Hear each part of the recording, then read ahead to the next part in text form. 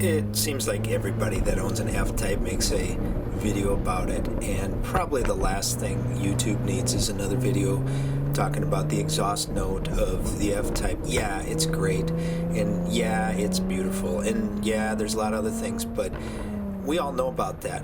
I thought I'd make a video about the 5 most surprising things about the F-Type that I've learned owning it over the last 8 months and about 5,000 miles.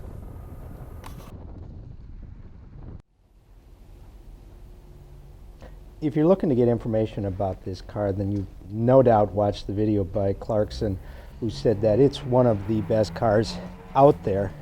And I don't disagree with that, but one of the knocks that he had against it was the space in the trunk. And I've seen other people talk about how, well, I'd never buy one of those because they have no room in the trunk. Well, let's just take a look at what we can put in the trunk.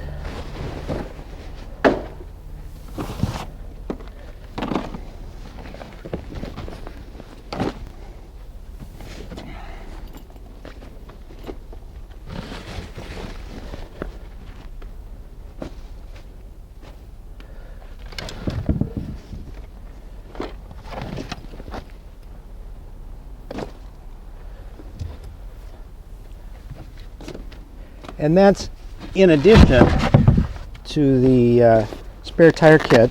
Comes with the car. It's got its slime, and I put in a tire patch kit. There's a pump in here.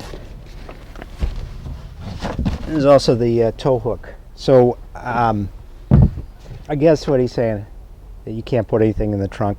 Yeah, that one had a spare tire in it. This one doesn't. They don't really come with spare tires. No cars really come with spare tires. That said, there's a lot of room in here. There's plenty of room. Look at all the stuff that you can put in there. How much stuff are you going to be hauling in your convertible? Next surprising thing is I don't mind the start-stop. When I have the clutch pushed in, it's going to be running. If I let the clutch out, it'll turn off. When it's time to go, push the clutch in, car starts, and you're off. It's just seamless. Unlike my wife's car with automatic transmission, you know, you hit the gas, nothing happens till it starts. This is not bad at all. You can turn it off by pushing this.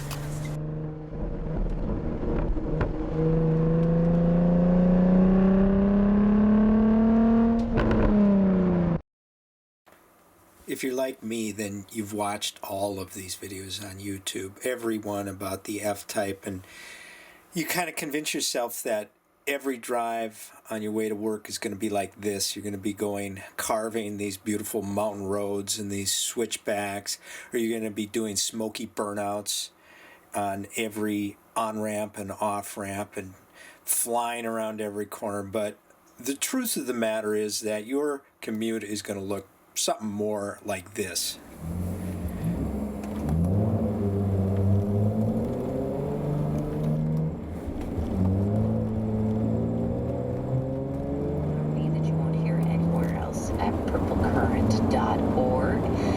It's snowing out there. That light snow and flurries continuing as it starts to get colder. 20 degrees right now, but it's going to get colder and frankly, colder. all the performance is, you never get to use it. The brakes are ridiculous, but I never use more than 15% of the power.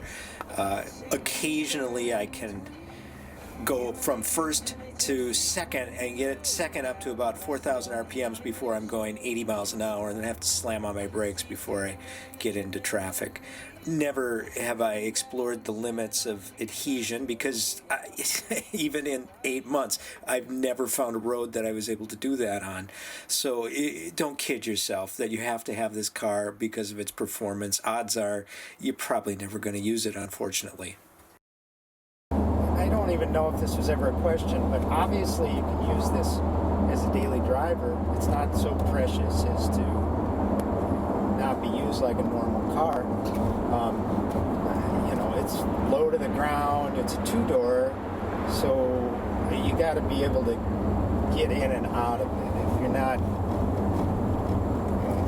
athletic enough to get in and out of it, then you probably shouldn't buy it. But if that's not a problem to you, then there certainly shouldn't be a problem driving it every day. It's 30 plus miles per gallon.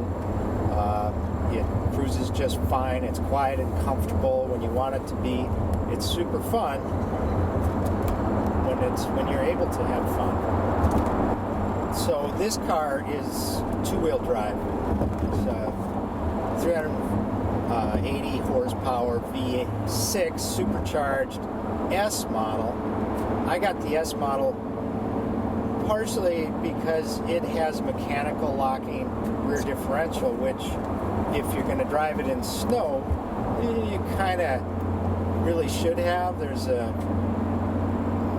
it will do it the best it can with the brakes on the open diff models, but the mechanical differential lock will give you better traction in the snow.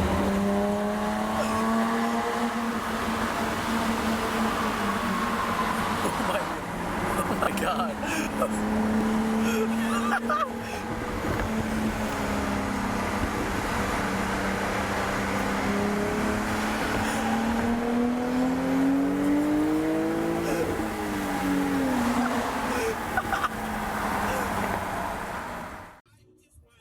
I was actually shocked by how good the gas mileage was in this car. I figured with the supercharger, wasn't really going to get that good a gas mileage, kind of having 380 horsepower, but I regularly get more than 30 miles per gallon just commuting into work every day, and that's through the city.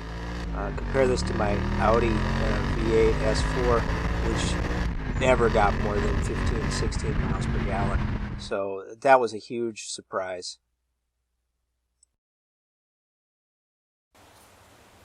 And the most surprising thing, I'd have to say, is that when I picked up this vehicle in April or May, there was nothing wrong with it. Everything worked just like it's supposed to.